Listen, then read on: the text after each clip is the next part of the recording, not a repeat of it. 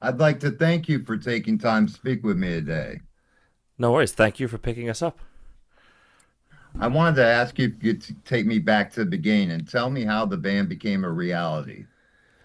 Uh, so that would take us to COVID. Our singer had a bunch of songs, and he didn't have a whole lot of luck with other bands and stuff like that. So he decided that okay, well, with modern music technology, you don't really need a whole lot of band. You can do kind of everything yourself. Sure. And then he was talking to our Mark, our producer, who did the first three singles, who produced the first three singles, and also was definitely involved with the production later on as well. But they're like completely his productions. So they kind of started bouncing around ideas, and then the first sort of like you could almost call it a draft lineup was formed, Mm. and then that kind of faded out, and then me, Sebastian, and our former guitarist Matti. Well, Sebastian was part of the draft already, but me and Matti then joined, and then we've been like that ever since, up until Matti obviously now leaving the band. And But one thing that stuck out to me when I listened to the album is how the name of the band is all put together as one word. I wanted to ask if there was a reasoning behind that. yeah, I guess Tony thought that it would be a cool name. But there's like a million and one Blood Red Nails bands or Uh, Blood Red whatever bands. So he just said, well, what if we spell it as incorrectly as we can kind of kind of come up with it, and then it sort of started to seep into the logo, and a lot of people speak about the band with just BRN. So it also kind of made sense to have those letters as capitals. So, but it's basically just a it's designed to do that. Why is it spelt like that? Oh, that's that band that spelled it in a stupid way. Yep, that's us. and I love the title being poems about. I don't Yeah. know if it's meant to be that way, but when I took in that title when listening to the album, it made me pay more attention to the lyrical content. Yeah. I just spilled water all over myself. Awesome. Uh yeah, the idea came from like in literature used to have like poems, like collections of poems Sure. released. And that kind of sparked the idea that this album, like lyrically or like song content wise, the songs aren't necessarily like together. However, they all discuss mental health and depression and like that kind of stuff, and they've all basically are byproducts of our singer's bipolar disorder. And he then we kind of decided, well, they are kind of like poems, and it's kind of like a collection of poems. Sure. So that's kind of then the red line throughout the whole album, which is that they all fall under this umbrella category, but they aren't necessarily linked together. So we kind of decided that, well, if we kind of push it forward as a musical collection of poems, and glad to see that someone at least paid attention to the lyrical content, because sure, there are a couple of tracks on there that are just like whatever lyrically, but there are a lot of tracks with a lot of lyrical content that is Absolutely. more than just whatever. And one track that really stood out to me was Wolves. I wanted to ask if you could speak on that track. Wolves. Wolves is the only track I wrote the lyrics for. It's a play on uh, words. There's a concept that we have in Finland that we've kind of borrowed from Sweden. The Swedish call it vargstimmar, or wolf's hour. So it is a psychological phenomena that the human mind tends to be its weakest during the wee hours of the night. And I kind of wanted to write a play whereas you don't exactly know, is the song talking about being chased by wolves or being chased by those thoughts. And as the song progresses, in my opinion, the song does finally tell that it's about wolves inside your head, and it's not a. So that was the lyrical idea of it. Tony wrote the composition, Mm. as he's done for basically the entire album. Mm, it was kind of it was always meant to be kind of like a B side almost, like it's not a single. It's not. It was kind of meant to be like a breathing point for the album, being quite clearly the slowest song on the album. But for whatever reason, a lot of people have really picked up on that, and it's made its way quite up the ranks, and it gets a lot of positive feedback. And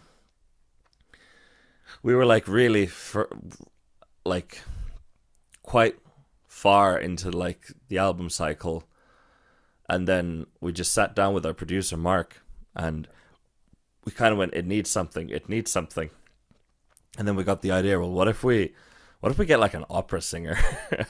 And that's how we used some contacts at the local music school, and we contacted Venla Valovirta, and she did an amazing job singing those operatic parts in the choruses. And and speaking of singles, I wanted to ask you about My Wrath Yeah. because and where location was used to do the video. It's actually just like an old industrial yard here in Turku.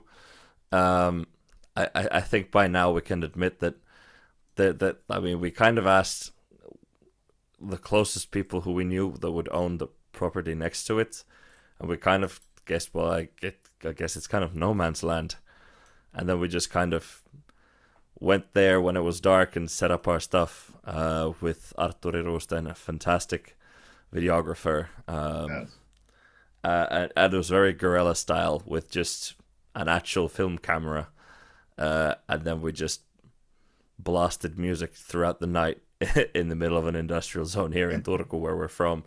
And we just shot the video, man, and by the end of the night, we wrapped up at like maybe 4 a.m., something like that, uh, and we were cold, and the melody of the chorus was just like seeping out of our noses at that point. But like, but it turned out good. It turned out good. I like the video a lot. I think it looks good, and something quite important for us was Arturi immediately understood what the band and what the lyrics and like the whole thing was about, and he just went like, I got you guys, and then he delivered a fantastic job, in my opinion. Another great element of the album is the artwork itself. I wanted to ask you if you could speak on the album art conceptually and also who's responsible for it. Right. Yeah. Tony K. I'm probably butchering the name. But we decided quite early on that we don't want anything to do with AI. Being We're a band who've never really shied away from statements. So we kind of also wanted to lead by example. So then we just started looking for artists. We had a couple of in mind, but then I think Tony found Tony Mhm. on Instagram, and then we shot him a message, and then he was interested, and then it turned out he was Ukrainian. He's still, to our understand, he's still in Ukraine, uh, and we were like, okay, well, that's, with Slava Ukraini being on the album, we decided, well, that's just a match made in heaven, so we gotta Absolutely. go with him. And then the idea, the kind of the original concept for the album was called to be called Bipolar Poems. I felt that was a bit too much on the nose, but since a lot of the work is a byproduct of Tony's bipolarness, the idea is that there's the happy side that's almost like crazy True. happy, and then there's a lot of like depression and darkness. So that's the other side. So it kind of wanted to go with that, with kind of having the two faces, like representing the different styles of songs and different styles of lyrics that are on the album. And in speaking of the album, I wanted to ask you, were there any songs that didn't make the cut for the album? There were some. There were some. Our songwriting process is quite interesting. Tony comes up with like 95% of the stuff.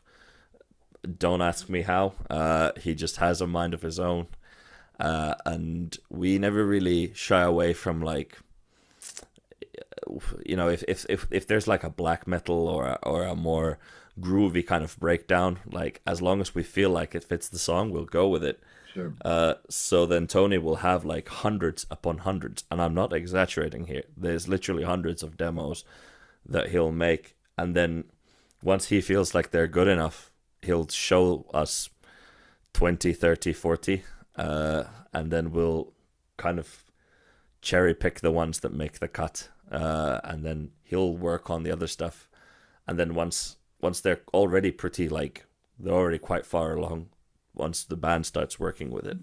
So in that sense, like there's maybe like one or two tracks that we were actually like rehearsing and then we decided not to put on the album. But like most of the album, by the time that we start working on the songs, we already know that it's a song that's gonna stick. Basically, it's maybe a bit more tedious, maybe a bit extra work from Tony's part, but that's how we've rolled so far, and we feel pretty good about it. So that's kind of what we're sticking to. And this great album is out now. I wanted to ask you, what's the next step for you?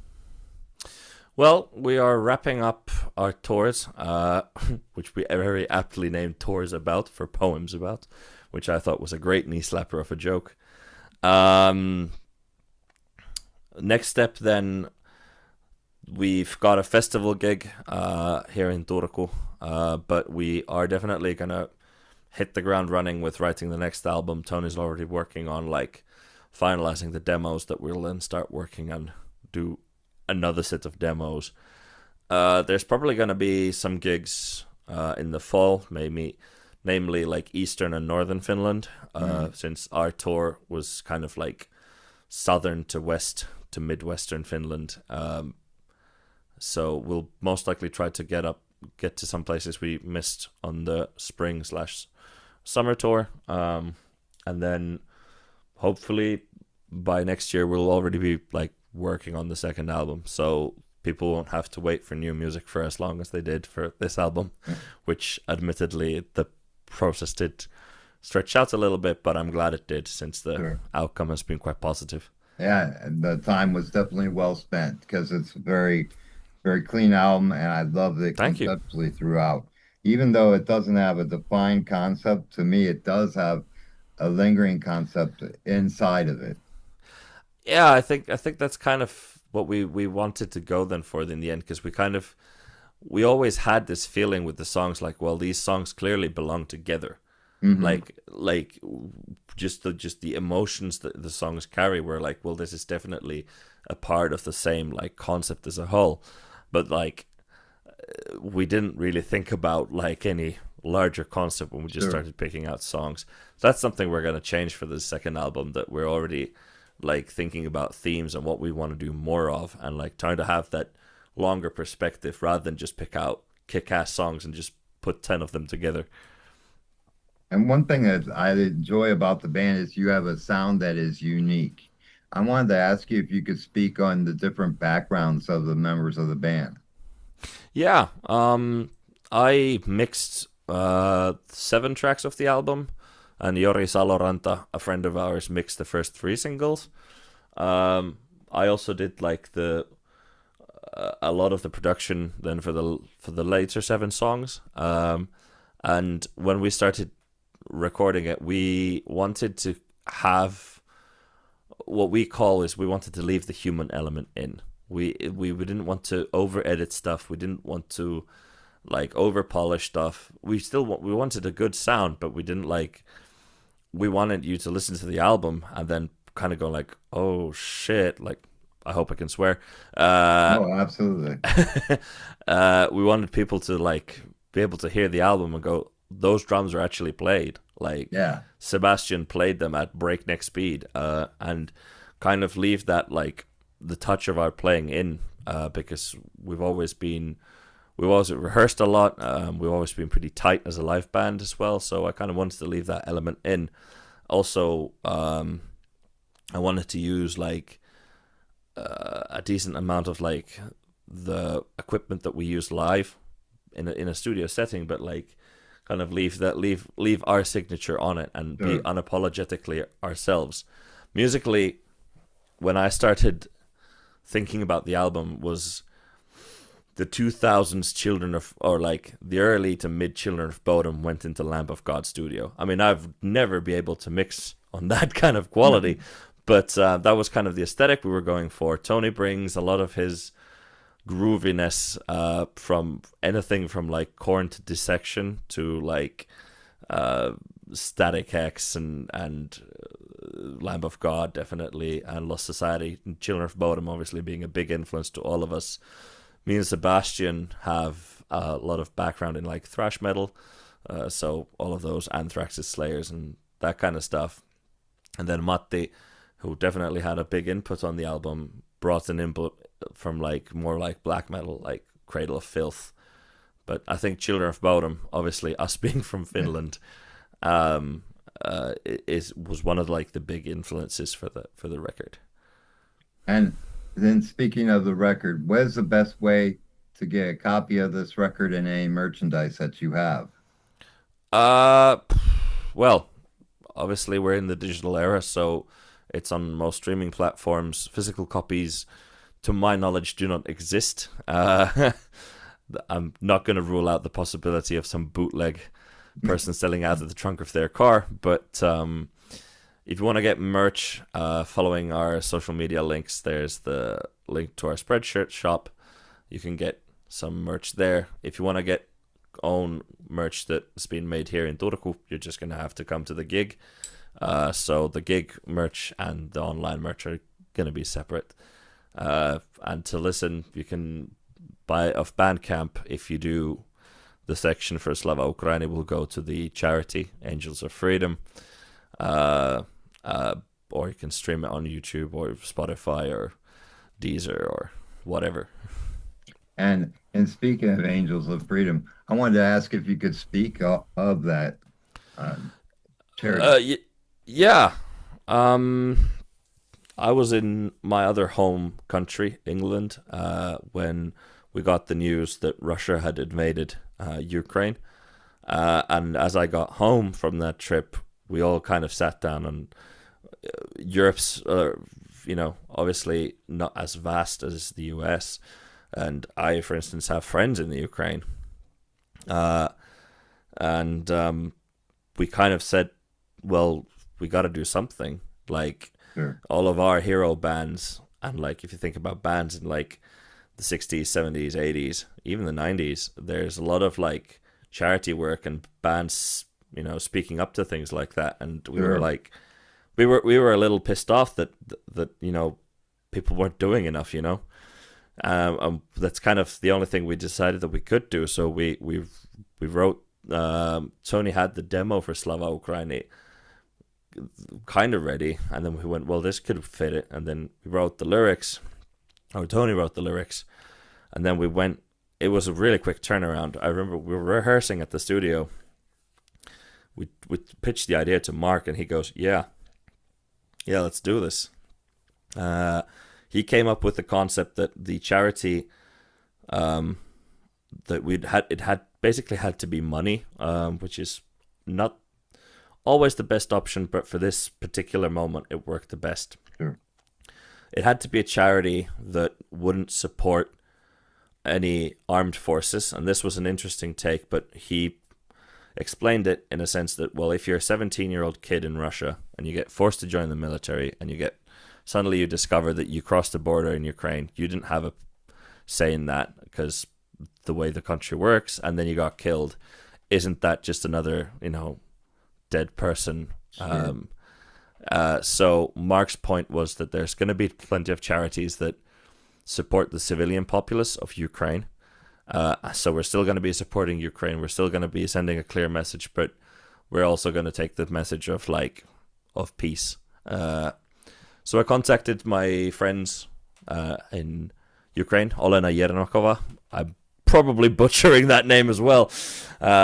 And she found the charity for us.